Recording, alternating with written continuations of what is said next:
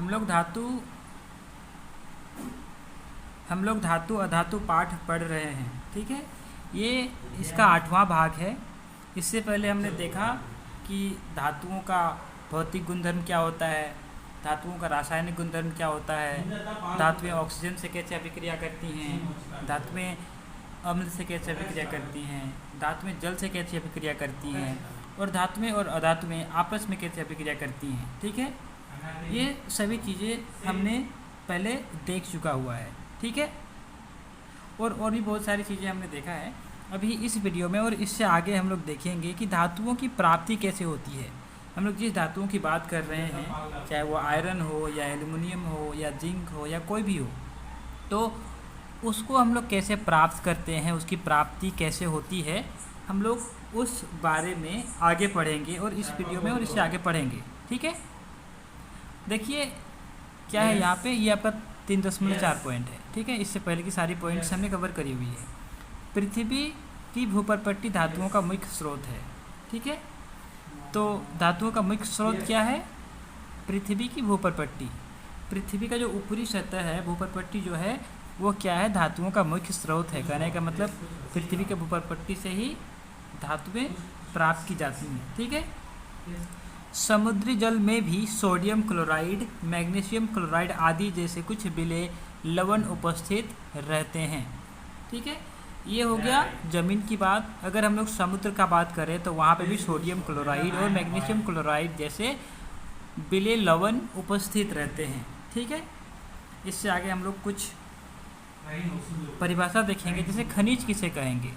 तो पृथ्वी की भूपर्पट्टी में प्राकृतिक रूप से पाए जाने वाले तत्वों या यौगिकों को खनिज कहते हैं।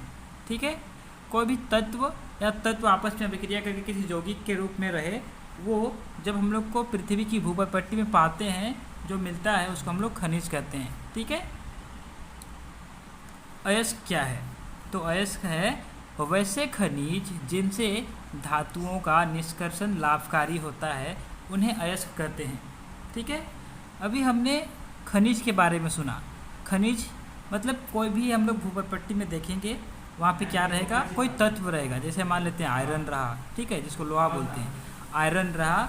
ठीक है, तो हम लोग उसको खनिज बोलेंगे। जैसे मान लेते हैं आप कहीं से एक मिट्टी लाते हैं, किसी खेत से, किसी कहीं से भी, और उस मिट्टी में आपको आयरन का अंश मिलता है, तो आप उसको खनिज कहेंगे। ठीक है, आप उस चीज़ को क्या कहेंगे? खनिज कहेंगे।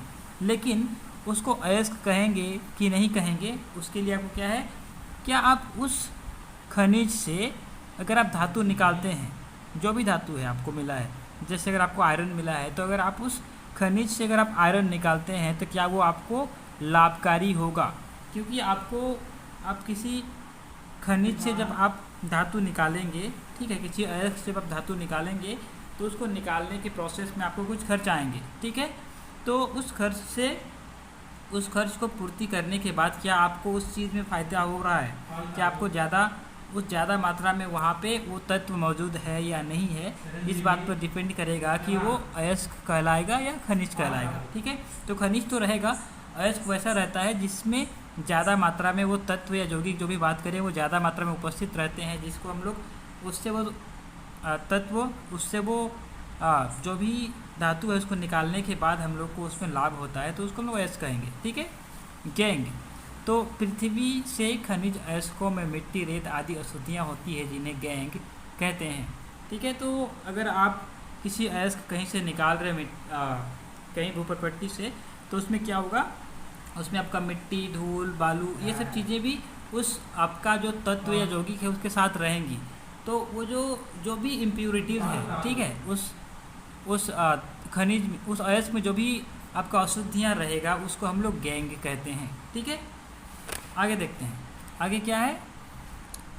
धातुओं का निष्कर्षण। ठीक है, अभी देखिए, अभिक्रियाशीलता के आधार पर धातुओं को 3 वर्गों में विभाजित किया जा सकता है।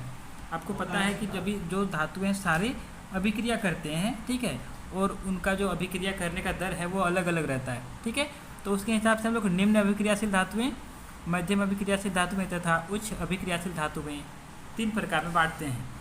जैसे आपका ये potassium, sodium, calcium, magnesium, aluminium, ये आपका उच्च अभिक्रियाशील धातु हैं, ये क्या है मध्यम अभिक्रियाशील धातु हैं, और ये आपका क्या है निम्न अभिक्रियाशील धातुएं हैं। ठीक है, तो जो उच्च अभिक्रियाशील धातुएं हैं उसको विद्युत अपघटन द्वारा निकाला जाता है, उसका निष्कर्षण किया जाता है। ठीक है, जो मध्यम अभिक्रियाशील धातुएं हैं उनको कार्बन के उपयोग से उसका अपचयन कराया जाता है। ठीक है, और जो निम्न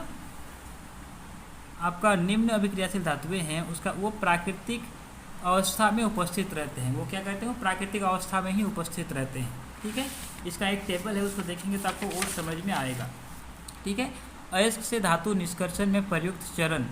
तो सबसे पहले आपको अयस्क मिला, आपने कहीं से भी अयस्क लिया। ठीक है, मतलब जहाँ से आपको मिला अयस्क भूपर पट्टी से आपने लिया।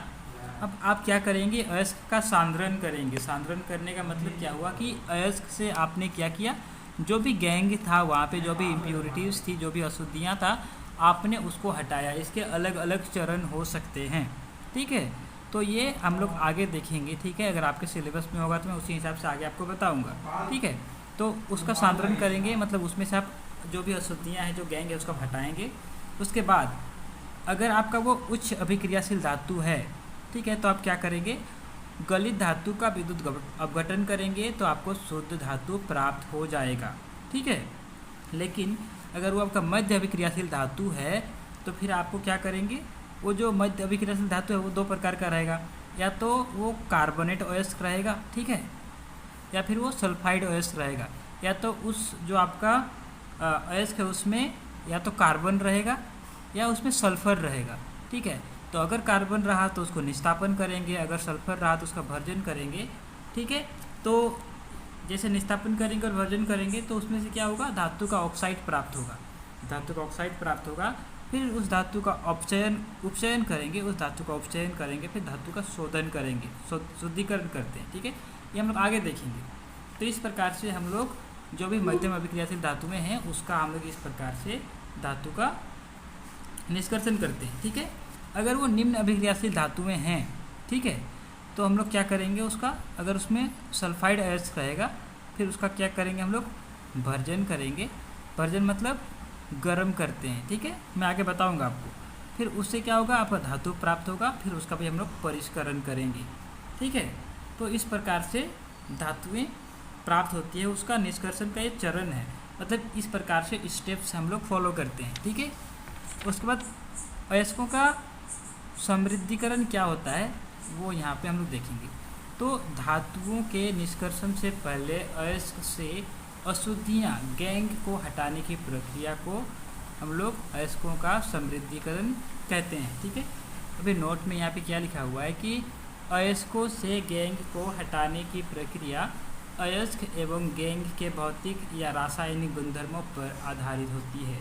ठीक है, जैसे मैंने आपको बताया यहाँ पे जो सांद्रण है उसी सेम चीज़ की बात यहाँ पे करी जा रही है, तो उसको हम लोग अलग अलग तरीके से हटा सकते हैं, वो हम लोग इससे आगे के वीडियोस में बात करेंगे। ठीक है, इतना समझ में आया होगा। ठीक है, आपको जितनी चीज़ें मैंने बताया हुआ है आप उसको अच्छे से देखें, समझें। अगर कुछ डाउट रहता है तो आप कमेंट करें। ठीक है, मैं कोशिश करूँगा आपका जो डाउट्स है उसको क्लियर कर सकूँ। ठीक है, अपने दोस्तों के साथ भी इन वीडियोस को शेयर करें ताकि उनको भी ये सब पढ़ने में आसानी हो। ठीक है, मिलते हैं अगले वीडियो में, तब तक के लिए आप ये सब देखते रहिए और पढ़ते रहिए। Thank you.